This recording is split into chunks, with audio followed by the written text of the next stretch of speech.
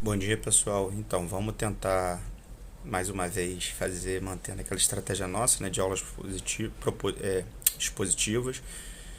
Eu vou tentar ser sucinto, então sempre é um esforço um pouco precário tentar explicar a matéria nesse curto espaço de tempo, né, para o vídeo não ficar muito longo.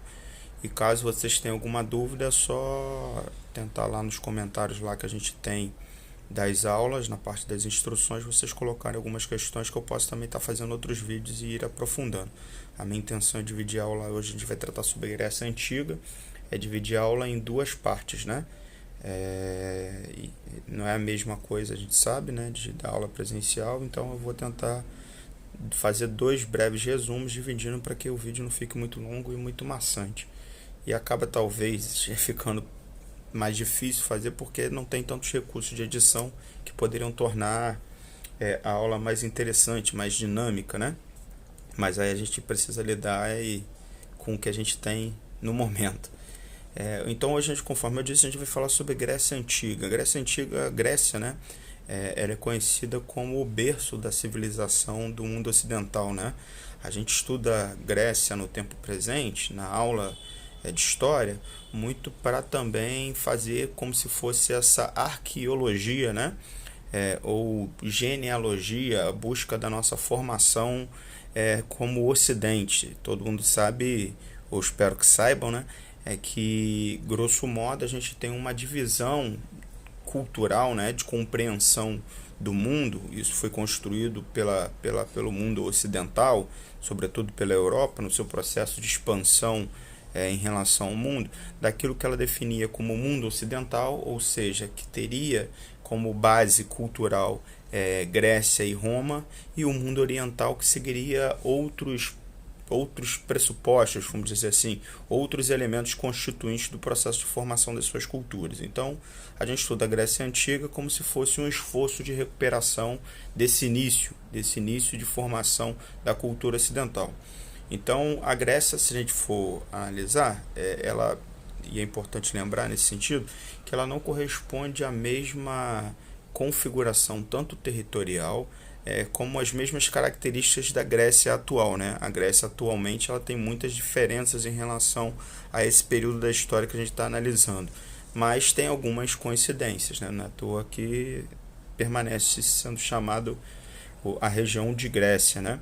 Porque também reivindica essa adesão, essa relação histórica. Mas, por sua vez, a gente também tem que entender um outro detalhe que é importante. A Grécia, se por um lado ela também não corresponde a essa localização geográfica exata como a Grécia hoje, ela também não é fruto não era na antiguidade produto da formação ou do desenvolvimento de uma única etnia, de uma única cultura, de um único povo. Ao longo da sua trajetória histórica, a Grécia foi formada e se formando pelo encontro de diversos povos, né? E é na Grécia, ali também nessa região, que a gente tem a formação da primeira grande civilização no mundo ocidental, que é a cidade de Creta, que remota a 6.000 anos de Cristo, o início, né, da formação de Cretas, e que tinha como capital Knossos, né? Mas voltando, a Grécia era produto do encontro de diversos povos. Aqueus, Jônios, Eólios e um pouco depois os Dórios também, depois os Micenos. Mas esses povos formam a Grécia. Os gregos também na antiguidade, eles não se definiam como gregos. Quem definiu e deu esse nome de gregos foram os romanos, no contexto de expansão e de conquista de Roma sobre a Grécia, né? Os romanos que definiam os gregos como gregos. Os gregos, né, eles se reconheciam como herdeiros do herói Heleno, então eles se chamavam de helenos, né? Não necessariamente de gregos. É nesse contexto também, e aí a Grécia também, a história da Grécia se divide em cinco períodos, perdão, que é o pré-homérico, o homérico, o arcaico, o clássico e o helênico.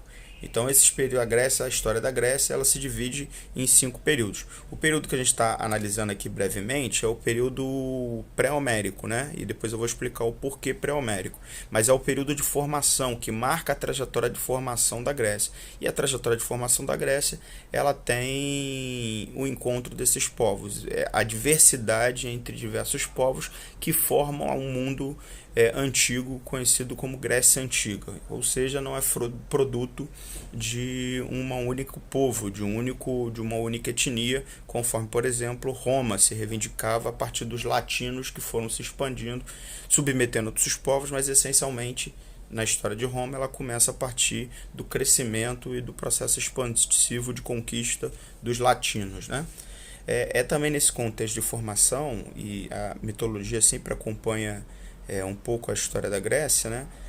Antiga, que a gente tem o surgimento da mitologia do Minotauro, né? Que era o homem com cabeça de boi e corpo de homem, né? É, redundante, sendo redundante.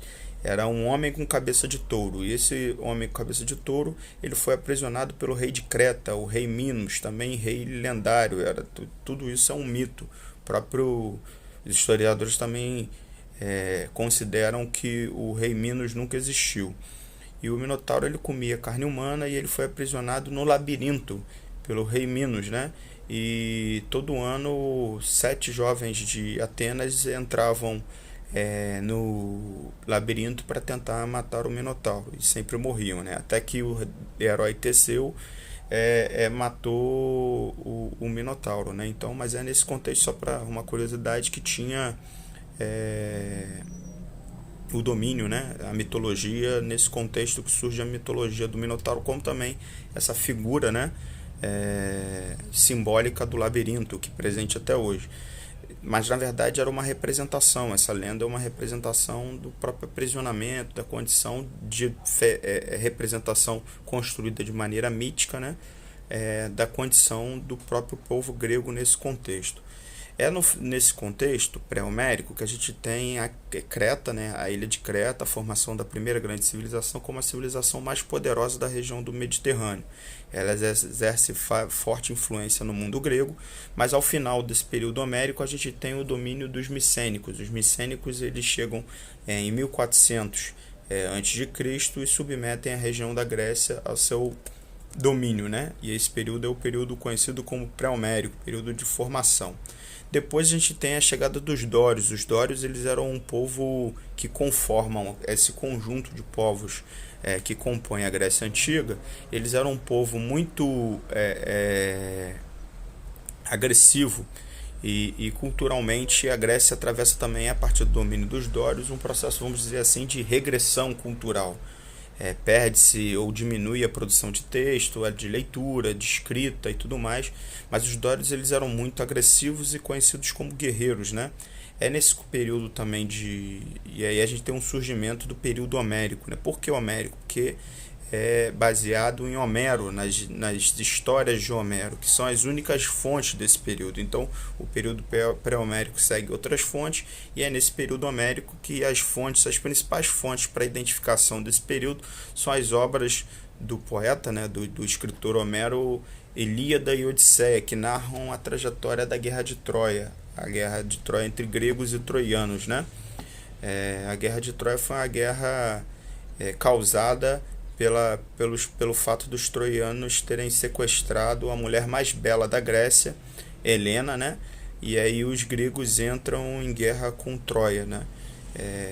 Também na Guerra de Troia que fica famosa aquela expressão presente de grego, porque os gregos só conseguiram entrar na cidade de Troia fingindo a sua própria derrota, dando um cavalo de madeira para os troianos, mas dentro desse cavalo de madeira tinham soldados gregos. Esses soldados desceram durante a madrugada e depois dos troianos se embebedarem comemorando a vitória, desceram do cavalo, abriram os portões da cidade e aí o exército grego, que estava de fato escondido, conseguiu entrar na cidade de Troia e conquistando Troia. Mas é esse período homérico e por isso é definido dessa maneira, porque as únicas fontes que os historiadores têm para esse período, para acessarem, para entenderem, compreenderem em alguma medida esse período, são os escritos do próprio Homero, né? Por isso o período homérico e todo o período anterior conhecido como pré-homérico.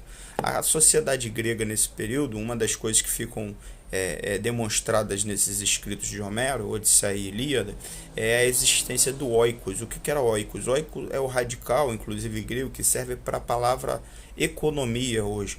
Oiko era uma unidade básica de consumo e de produção. De modo geral, era uma unidade liderada por um senhor guerreiro que exercia poder sobre sua família, sobre todas as pessoas escravos e todas as pessoas que estavam submetidas a seu poder. Então ali tinha a capacidade de produzir, mas também de consumir, né? Então era como se fosse uma unidade isolada. É, Grosso modo, é uma comparação não precisa, mas só para dar uma ideia para a gente, era uma unidade independente e que não tinha necessariamente relação com o Estado, muito parecido com o que o feudo foi durante a Idade Média, com algumas diferenças. É uma comparação só para que a gente tenha uma ideia. Mas era uma unidade independente em que o senhor do Oikos, de modo geral, era um senhor guerreiro que exercia autoridade sobre esse território, uma terra que produzia e tinha relativa autonomia, produzia sua própria sustentação e seu próprio consumo, né? E é de Oikos que vem a base da palavra economia, né? Depois a gente tem o surgimento, também nesse mesmo contexto, né? Do conhecido também depois como período arcaico, é o surgimento das cidades-estados. O que são as cidades-estados? As cidades-estados são cidades em que a própria cidade, cada cidade tinha o seu autogoverno, tinha a sua autonomia. Eram unidades políticas independentes, que uma não dependia da outra. Assim foi Atenas, assim foi Corinto, assim foi Creta, assim foi Esparta. Cada uma cumpria uma relação de autonomia em relação às demais. O que isso quer dizer? Que uma cidade, ou o governo de uma cidade, não tinha o poder de exercer o controle direto sobre o funcionamento das outras cidades. Quem exercia o controle ou administrava as cidades eram os próprios cidadãos, né? Então as cidades-estados, ou também conhecida como polis, dão origem a uma outra palavra também muito importante, não sei se vocês estão percebendo. A Grécia, ela tem, por ser base e berço cultural do mundo ocidental, ela tem também um papel importante como produtora de algumas palavras, de alguns conceitos que estão presentes até os dias atuais, como é o caso da política. A política vem de polis, vem do ofício, né, da gestão da cidade grega, das ações sociais, né, em torno da gestão da cidade. E essa gestão era exercida, a política era praticada, era uma ferramenta utilizada pelos cidadãos, por aqueles que residiam na cidade, por aqueles que nasciam na cidade. Então, cidadão, cidadania, política, todas essas coisas estão interligadas e têm como origem, como base, a civilização grega. E esse surgimento, né, essa modalidade de gestão e de governo, ela surge durante o período arcaico, que é o terceiro período da história grega. E as cidades gregas, as cidades-estados, para a gente encerrar a aula de hoje, ela se dividia em dois espaços fundamentalmente. A Acrópole, né? A Acrópole era o espaço alto da cidade, com o objetivo, vamos dizer assim, um espaço onde se localizavam os prédios nobres, os templos religiosos, e tinham também uma função defensiva. Embora todas as cidades-estados elas tivessem grandes diferenças, mas grosso modo elas se dividiam nessas duas dimensões, a Acrópole e a Ágora. A Acrópole, como eu disse, era a parte alta da cidade, que tinha atribuições defensivas e localizavam-se os prédios nobres e os templos religiosos da cidade. E a parte baixa da cidade, aonde ficavam as assembleias, as eclésias, né? Onde os cidadãos se reuniam de modo geral para definir, para discutir através da política, através do exercício da cidadania, os rumos da cidade, o funcionamento da cidade, e como ela deveria funcionar. Mas esse próprio funcionamento tem algumas diferenças ao longo do processo histórico, ao longo do período histórico na Grécia, que eu vou tratar na próxima aula. Então eu só quis dar um panorama, perdão por ter sido célere demais, mas a gente vai conversando de forma a estar desenvolvendo esses pontos. O importante, gente, para encerrar, ter clareza que a história da Grécia Antiga se dividia em alguns períodos. Depois, na próxima aula, eu vou falar sobre as características da sociedade, características econômicas, outros períodos também, mas também indo e voltando sobre esses diversos períodos e caracterizando da melhor maneira possível esses períodos. Mas é importante a gente ter ciência que a história da Grécia ela se divide em diversos períodos, passando pelo período de formação, e esse período de formação é marcado pelo encontro de diversos povos. É importante também a gente não perder de vista que a Grécia atual não corresponde exatamente à Grécia antiga. É importante também a gente saber que os gregos, no contexto da antiguidade, eles não se definiam como gregos, né? A Grécia também, ela não tinha uma unidade territorial ou uma centralização territorial, eram diversos povos com diversas regiões se autogovernando, mas se reconhecendo como parte de uma mesma cultura, de um mesmo pertencimento cultural, como herdeiros do herói heleno, como helênicos, né? Ou helenos, né? Então, todas as duas definições estão corretas. Então, isso é só um panorama inicial para que a gente tenha mais ou menos a dimensão desse contexto de formação da Grécia. Depois eu vou também trazer também outras coisas em relação à mitologia, outros detalhes que eu acho que são importantes para a gente conhecer um pouco da importância da Grécia. Por fim, o fundamental da gente estudar a história da Grécia no sentido mesmo da gente tentar fazer esse resgate, esse encontro, esse entendimento da onde as coisas se iniciam, da onde as coisas começam. Embora também do ponto de vista da historiografia é sempre discutível definir, é sempre uma seleção, uma escolha a gente fazer esse tipo de definição do começo, né, da história de um determinado povo, porque a história, pelas suas próprias características, ela é marcada por continuidades, descontinuidades, e sempre isso, em alguma medida, tenha algum nível de verdade, mas também algum nível de construção. Isso é algo que a gente precisa sempre estar refletindo e sempre ter em mente quando a gente analisa o discurso histórico, né? Um abraço, galera. Na próxima aula a gente volta e eu tento recuperar esses pontos aí. Falou, grande abraço.